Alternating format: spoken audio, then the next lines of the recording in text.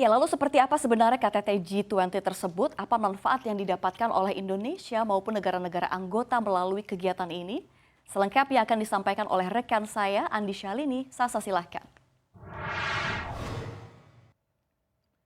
Indonesia secara resmi memegang presidensi G20 selama setahun penuh, yaitu mulai 1 Desember 2021 hingga KTT G20 pada November 2022. Hal itu sekaligus menjadikan Indonesia sebagai negara berkembang pertama yang menjadi tuan rumah G20. Saya akan menjelaskan kepada Anda apa sih keuntungan Indonesia memegang presidensi G20 hingga tantangan yang harus dihadapi dalam presidensi G20 Indonesia 2022. Recover Together, Recover Stronger. Kita lihat di slide yang pertama. Forum G20 merupakan wadah strategis bagi sejumlah negara di dunia untuk menentukan arah kebijakan ekonomi global.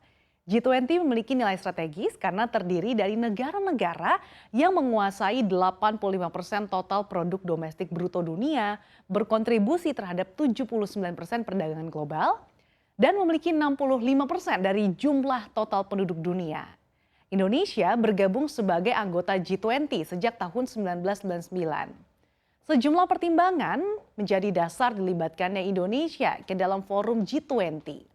Di antaranya pengalaman mengatasi krisis ekonomi di Asia akhir tahun 1990-an, resiliensi Indonesia dalam menghadapi tekanan krisis ekonomi global di tahun 2008, posisi Indonesia sebagai negara demokrasi terbesar ketiga di dunia, negara dengan jumlah populasi terbanyak keempat, serta sebagai pemimpin di ASEAN. Pada KTT G20 ke-15 di Riyadh, Arab Saudi pada 22 November 2020, Indonesia ditetapkan menjadi presiden G20 untuk tahun 2022. Kita ke slide berikutnya. Ya, kita lihat seperti apa sih manfaatnya. Ya, ada dua sisi yang harus diperhatikan ketika menilai manfaat yang kita peroleh dari presidensi G20, yaitu manfaat untuk kita dan manfaat bagi lingkup global. Kita perlu melihat manfaat itu dari konteks how we can take dan how we can give. How we can take ini mencakup sebuah konsep yang non-ekonomik. Dalam forum G20 terdapat jalur atau yang biasa disebut dengan tracks, yaitu Sherpa Tracks dan Finance Track. Selain itu terdapat pula engagement groups yang melibatkan banyak sekali events di luar track. Event-event ini pelaksanaannya dilakukan secara virtual, fisik maupun hybrid. Dari penyelenggaraan event-event tersebut terdapat kunjungan dari para delegasi. Hal ini berdampak positif terhadap perekonomian Indonesia khususnya dalam jangka pendek.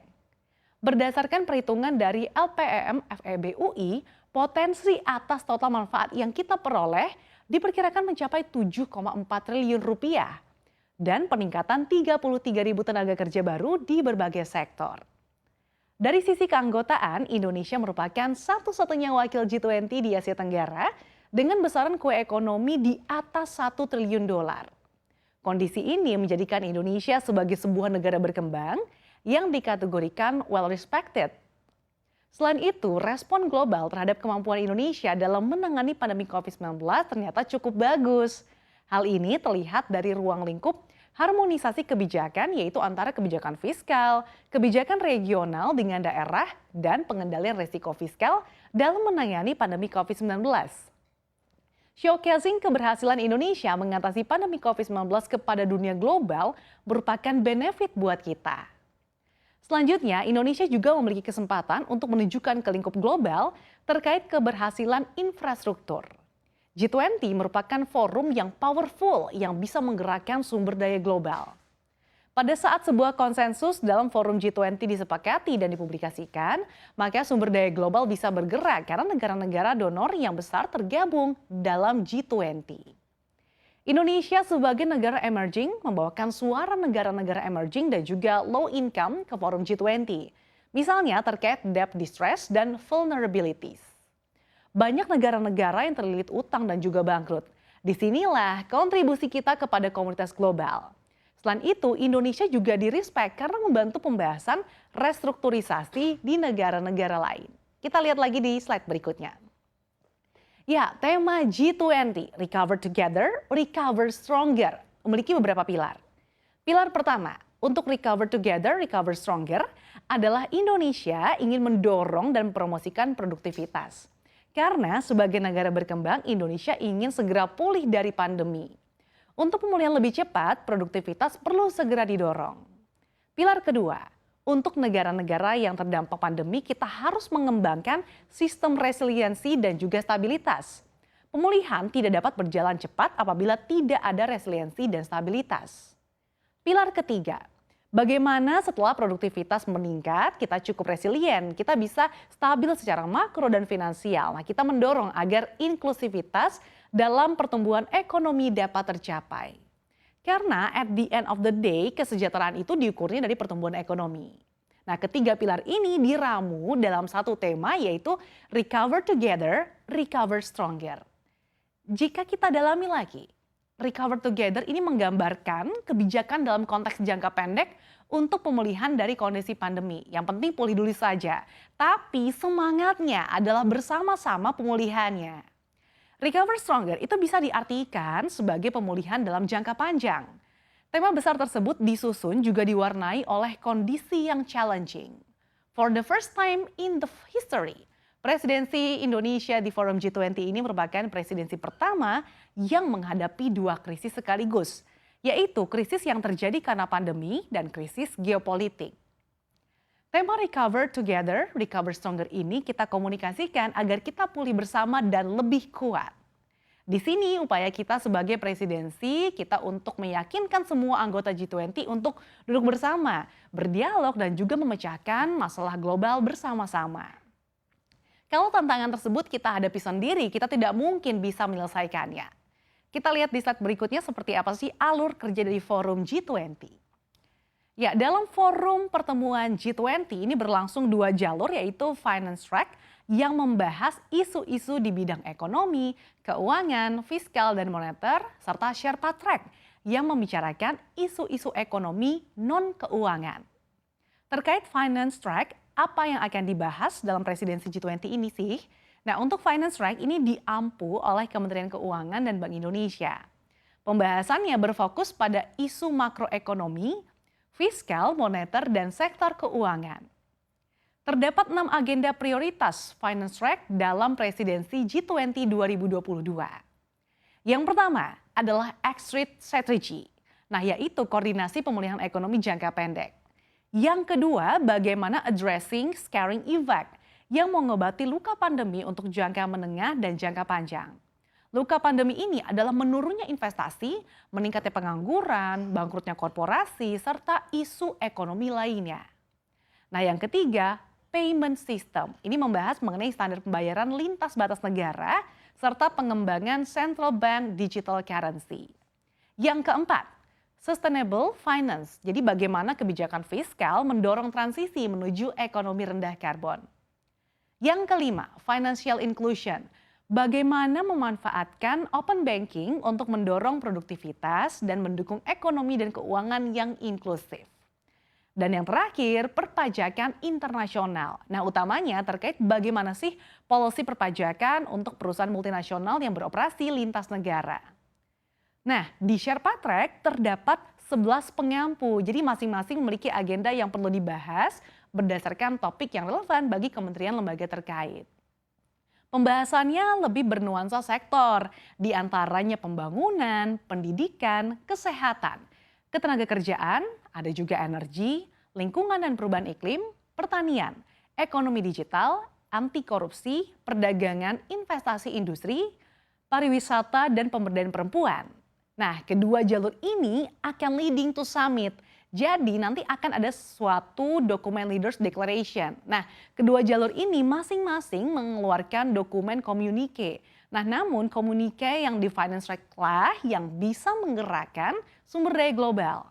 Kalau komunike dari Sherpa Track ini harus masuk ke Leaders Declaration dalam KTT untuk bisa menggerakkan sumber daya global. Sebagai presidensi G20, Indonesia mengatur pembahasan agenda-agenda global ini. Kita ke slide berikutnya lagi. Ya, infrastruktur ini merupakan salah satu agenda yang dibahas dalam forum G20. Dalam Infrastructure Working Group Meeting terdapat beberapa isu strategis yang dibahas, antara lain infrastruktur berkelanjutan, infrastruktur inklusif, infrastruktur digital, infrastruktur transformatif pasca pandemi COVID-19. Apa sih pesan utama yang menjadi narasi presidensi G20 terkait infrastruktur? Jadi terdapat beberapa hal yang perlu diingat terkait infrastruktur. Yang pertama, infrastruktur merupakan salah satu driver pertumbuhan ekonomi. Oleh karena itu, negara-negara maju mendorong pembangunan infrastruktur, khususnya di negara berkembang. Yang kedua, harus comply terhadap global standard dalam pembahasan infrastruktur di G20. Nah, terdapat juga platform GI Hub yang awalnya diinisiasi oleh Australia. Platform ini bertujuan untuk memastikan penyusunan policy infrastruktur, khususnya di negara berkembang yang sudah cukup robust, termasuk bagaimana skema pembiayaannya. Mengingat kebutuhan pembiayaan yang cukup besar, maka tentunya pembangunan infrastruktur tidak mungkin mengandalkan sumber dana dari pemerintah semata. Dan untuk meningkatkan investasi infrastruktur yang berkelanjutan, swasta perlu dilibatkan, baik yang di dalam maupun luar negeri.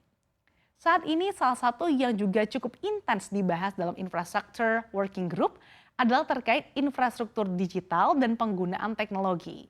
Misalnya infrastruktur kesehatan masa depan dan infrastruktur di bidang pendidikan. Ada social inclusion-nya dan harus pakai teknologi, tidak bisa pakai manual lagi. Ya, dalam konteks inilah private sector participation dalam pembangunan ini menjadi keyword dalam pembangunan infrastruktur. Lalu apa saja sih tantangan Indonesia dalam merangkul negara G20? Ya, Indonesia sebagai negara yang berdaulat memiliki mandat konstitusi berdasarkan pembukaan Undang-Undang 1945 pada alinea keempat, yaitu untuk melaksanakan ketertiban dunia yang berdasarkan kemerdekaan, perdamaian abadi, dan keadilan sosial. Ini sebenarnya basis bahwa suatu negara sebesar apapun tidak akan bisa bekerja sendiri. Indonesia merupakan satu-satunya negara yang memiliki policy luar negeri non-blok dan bebas aktif. Indonesia juga merupakan satu-satunya wakil dari Asia Tenggara dan sebagai emerging country, sehingga Indonesia diharapkan akan membawakan suara emerging dan juga low income country.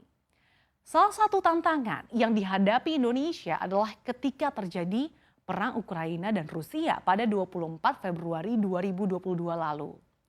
Indonesia mendapatkan tekanan dari beberapa negara di G20 untuk tidak mengundang Rusia karena Indonesia memiliki diskresi untuk mengundang atau tidak mengundang anggota G20. Namun demikian, Indonesia menyampaikan bahwa Indonesia memiliki 3 prinsip. Nah, prinsip yang pertama, sebagai Presiden G20 Indonesia ingin menjaga komitmen dan juga integritas G20 sebagai suatu kesatuan, sehingga statusnya adalah full membership G20. Nah, yang kedua, Indonesia menyampaikan dan meminta kepada semua anggota G20 bahwa agenda-agenda G20 adalah agenda global yang menyangkut kepentingan-kepentingan bersama dan bahwa negara-negara G20 lain ini perlu membantu Indonesia merealisasikan agenda-agenda global ini. Dan yang terakhir, Indonesia meminta semua members untuk hadir karena pada dasarnya 19 negara dan Uni Eropa inilah yang menunjuk kita sebagai presidensi dan tuan rumah G20. Dengan ketiga prinsip tersebut, tidak semua anggota dapat menerima posisi Indonesia.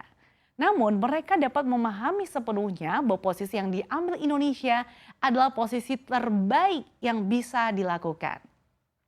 Adapun dasar pemikiran atau fundamental reason dari posisi ini adalah bagaimana mengelola resiko global. Indonesia harus melihat secara menyeluruh dan dari berbagai sisi untuk bisa mengelola dan mengatasi permasalahan ini.